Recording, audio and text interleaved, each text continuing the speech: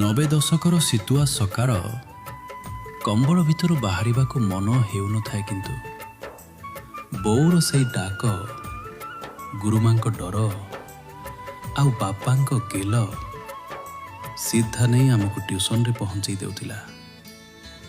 ସତରେ ସେଇ ଦିନ ଗୁଡ଼ାକ କେଉଁ ଫିଲ୍ମଠୁ କମ୍ ନଥିଲା।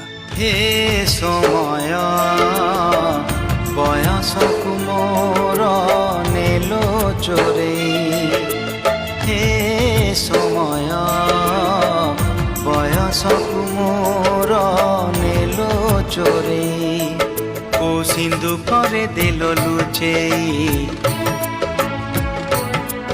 କୋ ସିନ୍ଧୁ করে দিল লুচেই, হে সময় নেহুরা হଉଛି, অଳି ମୁଁ କରୁଛି।